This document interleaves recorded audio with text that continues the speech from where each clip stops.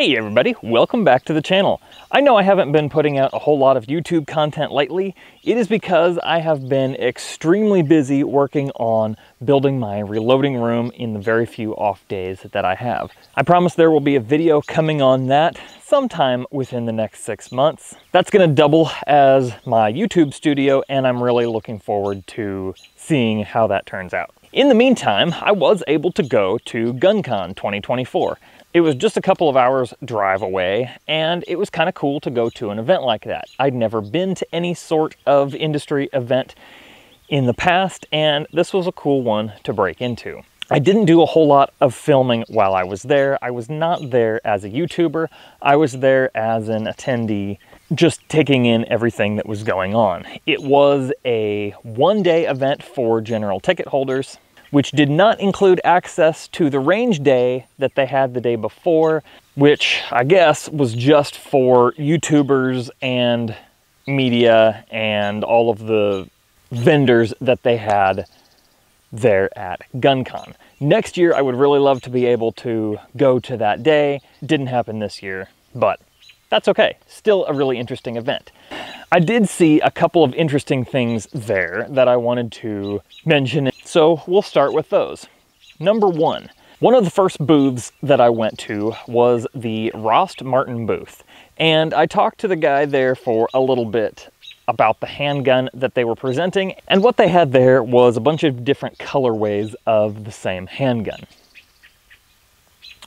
which is a stack and a half 15+1 slim frame, think P365 width frame, 3.5-inch-ish barreled handgun. Now, I didn't get the exact specs on it, but if you want, you can go look at that on their website. I think the price they said that it was going to come in at was around that $450 mark, which is actually pretty reasonable for something like this. My quick thoughts on the handgun, just handling it, not shooting it. It had a pretty spongy trigger, and there was no texturing on the upper part of the grip, just a little bit on the lower part. The part where your support hand would go is completely smooth and in fact slick.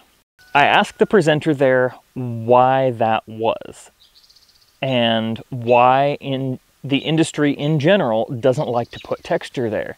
He was like, oh, well, if you want texture there, you can get the Springfield Echelon. Yes, that is the one model currently available in a striker-fired polymer-framed handgun that has texture everywhere it should. I don't own a Springfield Echelon. I'm not a huge fan of Springfield, but it is what it is. I do plan to get an Echelon in the future to test out. His response was that a lot of folks asked that question, and he hinted towards a frame they would release in the future that would have texture in that area, but he said right now the mass market didn't seem to want that, which I don't really understand. I've never heard anybody complain about texture up into that area of the grip. Maybe it's an aesthetics thing. Maybe people think it looks nicer without the texture there. I don't know what the deal is. That's a huge thing for me, and if you watch back to my video on just about any other handgun, you'll see I complain about that.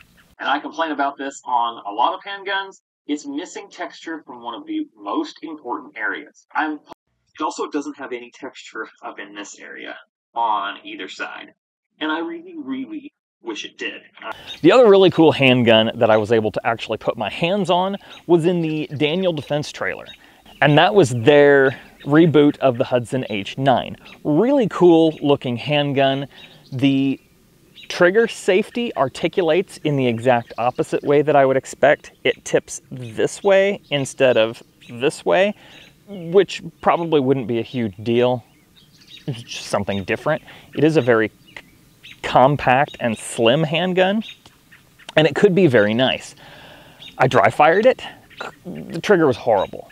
Reset was terrible. Come on. If you're gonna, I know that not everybody cares about triggers in handguns the way I do, but I'm not even asking for a Canic or a Walther level trigger. You guys know I talk about CZs a whole lot. As far as striker-fired polymer-framed handguns go, the CZ P10 series just has an average trigger, right? It's not even that great. But if we could get to that level as a minimum, I think that would be great. The H9, and I can't remember right now whether it's an internal hammer fired or a striker fired gun. I really don't remember. Either way, the trigger is pretty awful, and that would be a deal breaker for me. There was a bunch of folks selling magazines. I stopped by the Neomag booth and picked up one of their standard Neomag pocket magazine holders that I'll probably end up using on the range more than for carry, but I wanted to try one of those out, and they had a little bit of a discount there at the show. But a couple other things, non-firearms, that I thought were kind of cool. And I'm sorry I don't have a video of it here, but I'll splice in a picture.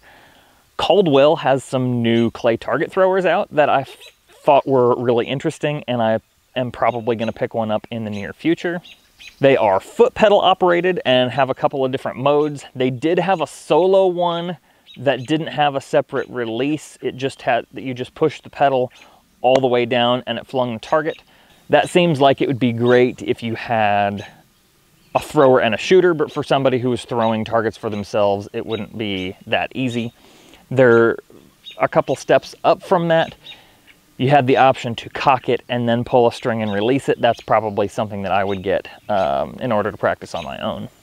The one other thing is I got to take a look at Tipton's new bench-mounted clamp-on gun vise that has a rotating, that the main head of it rotates around. Seeing it on the internet, I kind of, just at first glance, it looks like the head is made out of some sort of polymer.